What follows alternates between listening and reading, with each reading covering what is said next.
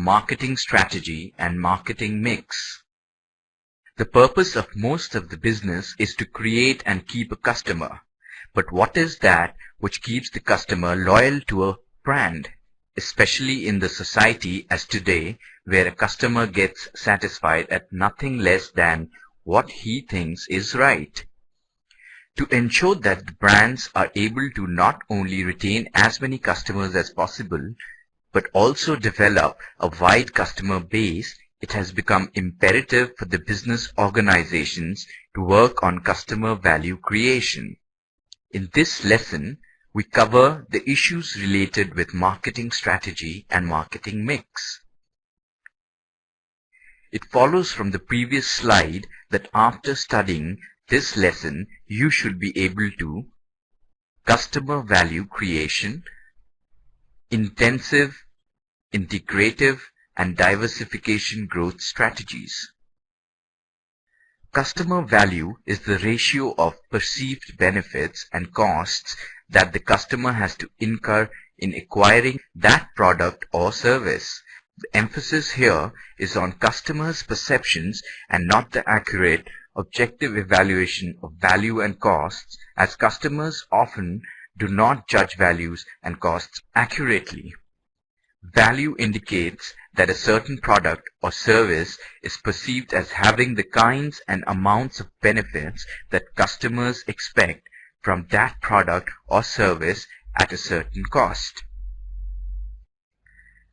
The value to the customer can be made favorable either by increasing the total benefits at the same cost, maintaining the same benefit level and decreasing the cost, or increasing both the benefits and the costs, but the proportion of benefits is higher than the increase in costs. The needs, attributes, and costs should be considered not just in relation to specific products or services, but also across the 5 processes that customers take part in: buying, using, selling or disposing of a product or service, integrating multiple products to fulfill needs, and co-creation. Growth strategies are the most widely pursued corporate strategies. Companies that do business in expanding industries must grow to survive. A company can grow internally by expanding its operations, or it can grow externally through mergers, acquisitions, joint ventures, or strategic alliances. Firms generally pursue growth strategies to obtain economies of scale, to attract merit, to increase profits, to become a market leader, and to fulfill natural urge and to ensure survival. Growth strategies can be divided into 3 broad categories, namely intensive strategies, integrative strategies, and diversification strategies. Without moving outside the organization's current range of products or services, it may be possible to attract customers by intensive advertising and by realigning the product and market options available to the organization. These strategies are generally referred to as intensification or concentration strategies. By intensifying its efforts, the firm will be able to increase its sales and market share of the current product line faster. 3 important intensive strategies are market penetration, market development, and product development. Integrative strategies include integration of activities right from the procurement of raw materials to the production of finished goods and their marketing and distribution to the ultimate consumers. These activities are also called value chain activities. Integration can be vertical or horizontal. Vertical integration involves gaining ownership or increased control over suppliers or distributors. Horizontal integration is a strategy of seeking ownership or increased control over a firm's competitors. Diversification is the process of adding new businesses to the existing businesses of the company. In other words, diversification adds new products or markets to the existing ones. A diversified company is one that has two or more distinct businesses. Profitable growth is one of the prime objectives of any business firm.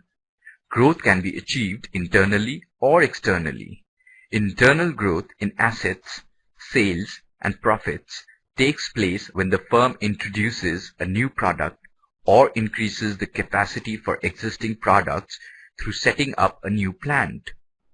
Increasing the capacities through internal growth takes time and involves a lot of risk. As already mentioned, growth, especially by the way of integration or diversification, can be achieved through mergers and acquisitions, joint ventures, strategic alliances, and internal development. Now let us check if we have understood the various concepts discussed in this lesson clearly. Growth strategies can be of three types: right or wrong.